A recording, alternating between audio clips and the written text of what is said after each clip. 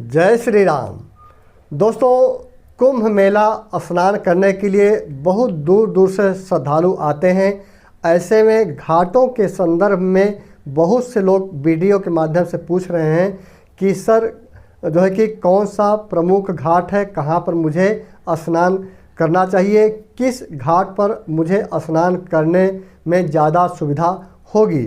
तो दोस्तों, संगम एरिया में कुंभ मेला के दौरान जितने भी घाट बनाए जा रहे हैं ज़्यादातर उन सभी घाटों के प्रमुख घाटों की जानकारी मैं आपको दे रहा हूं अनुभव के आधार पर। दोस्तों, वैसे आप गूगल में सर्च करेंगे दोस्तों तो वहाँ पर 2-3 घाट का ही नाम आता है, केवल 2-3 घाट का ही जिक्र आता है। वैसे दोस्तों, यहाँ पर बहुत ज़्यादा घाट नहीं है।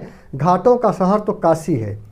जी हाँ दोस्तों, बनारस, वाराणसी घाटों का शहर माना जाता है, लेकिन प्रयागराज जो है कि घाटों का शहर नहीं है। यहाँ पर कुछ ही घाट हैं जो प्रसिद्ध हैं। वो सारे घाट मैं आपको इस वीडियो में जानकारी देने जा रहा हूँ। दोस्तों, लास्ट तक बने रहिएगा।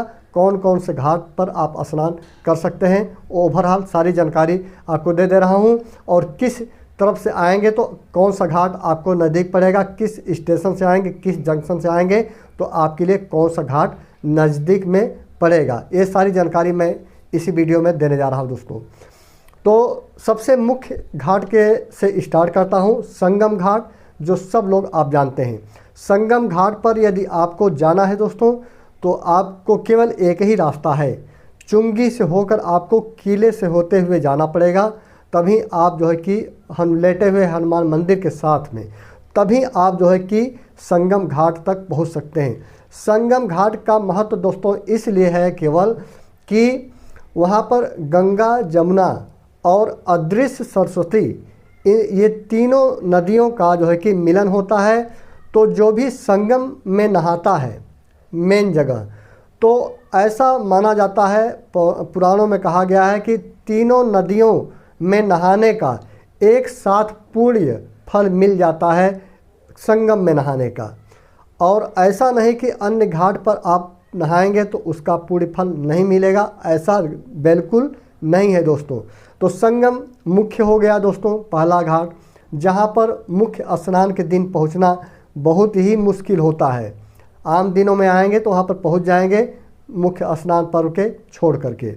वहीं पर उसके बगल में ही 5 मिनट का रास्ता पड़ता है दोस्तों, किले साइड में वीआईपी घाट पड़ता है। तो वीआईपी घाट पर भी यदि कोई उस दिन वीआईपी या शाही स्नान का दिन ना हुआ तो वहाँ पर भी लोग स्नान करते हैं। मतलब मुख्य स्नान के दिन छोड़कर बाकी दिनों में वहाँ भी लोग स्नान करते हैं। पक्का घाट बना हुआ है, बस संगम नोज के पहले, संगम घाट के पहले ही वीआईपी घाट है। उसके पहले यमुना जी साइड में और पहले जाएंगे दोस्तों, जो न्यू यमुना ब्रिज है, कीटगंज साइड से आप पहुँच सकते हैं सरस्वती घाट। तो सरस्वती घाट पर कम लोग जाते हैं दोस्तों, वहाँ पर बहुत खूबसूरत घाट है, लेकिन नहाने के उद्देश्य से संगम स्नान के लिए आए हैं दूर से, तो उस दृष्टि से वहाँ पर सरस्वती घाट पर स्नान लोग नहीं करते। वहाँ पर घूमने के लिए, टहलने के लिए, बैठने के लिए, फ़ोटो खिंचवाने के लिए इसलिए जाते हैं दोस्तों। और शहर के लोग जा कर के वहाँ स्नान भी करते हैं, ऐसी बात नहीं है। लेकिन वहाँ पर जो सरस्वती घाट है दोस्तों, वो मेन चीज़ क्या है, नहाने के पर्पज़ से नहीं है, वो बोटिंग पर्पज़ से है। यदि आपको बोटिंग का मज़ा लेना है तो दोस्तों आप सरस्वती घाट पर चले जाइए। और सरस्वती घाट पर जाने के लिए यमुना ब्रिज, जो न्यू यमुना ब्रिज है, नया यमुना का पुल है, उसके बगल से रास्ता गया हुआ है। तो दोस्तों ये 3 घाट हो गया। उसके बाद आपका पड़ता है दोस्तों त्रिवेणी रोड। जब कुंभ मेला में आप जाएंगे नौलखा मंदिर के सामने से त्रिवेणी रोड पर, तो वहाँ पर राम घाट पड़ेगा दोस्तों। राम घाट का भी अपना एक महत्व है दोस्तों। गंगा जी में आप स्नान करेंगे राम घाट से और गंगा माँ का आशीर्वाद ले पाएंगे। उसके बाद दोस्तों संगम नोज, संगम घाट और राम घाट के बीच में हनुमान घाट पड़ता है दोस्तों। ये सिर्फ 200 मीटर की दूरी पर है दोस्तों, 200-300 मीटर की दूरी पर है। तो त्रिवेणी रोड जो संगम घाट है और जो त्रिवेणी रोड है उसके बीच में जो पड़ता है, मतलब आप लोकेशन देखेंगे तो किले के जस्ट सामने आप जो घाट पड़ेगा दोस्तों वो हनुमान घाट पड़ता है।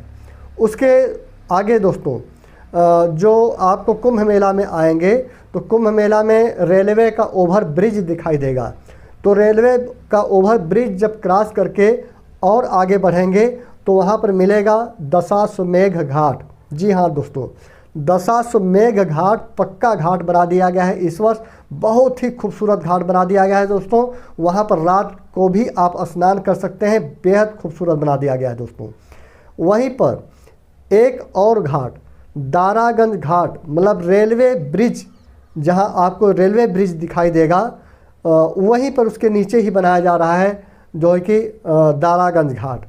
ये तो वहां भी आप दोस्तों 24 घंटे स्नान कर सकते हैं।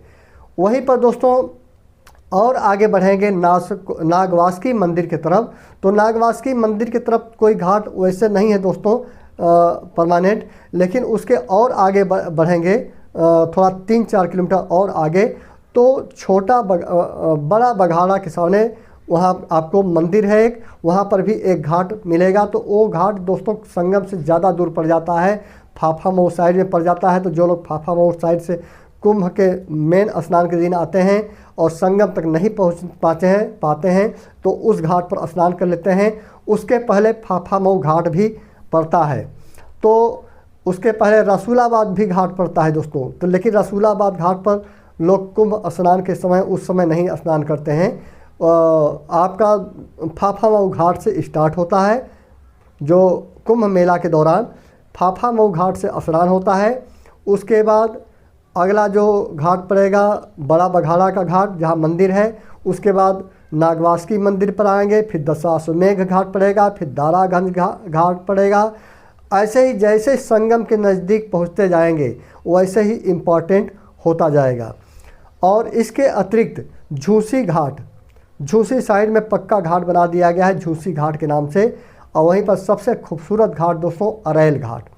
यदि आप नैनी साइड से आएंगे तो बहुत खूबसूरत पक्का घाट बना हुआ है दोस्तों। कहीं भी बालू का एक कंकड़ भी आपको नहीं लगेगा, यमुना जी के अंदर तक बनाया गया है बिल्कुल। तो उसमें भी आपको स्नान कर सकते हैं। तो महत्वपूर्ण दृष्टि से आपके स्नान करने के लिए 4 घाट आपको बता रहा हूँ दोस्तों। पहला संगम घाट, दूसरा अरैल घाट, तीसरा राम घाट, चौथा हनुमान घाट, 5वां दशाश्वमेध घाट। ये 5 घाट दोस्तों हैं जहाँ पर आप स्नान अच्छे से कर सकते हैं दोस्तों। तो दोस्तों ये रहा जानकारी घाटों का। अगले वीडियो में एक नए इन्फॉर्मेशन के साथ आपके साथ फिर आता हूँ दोस्तों। जय श्री राम।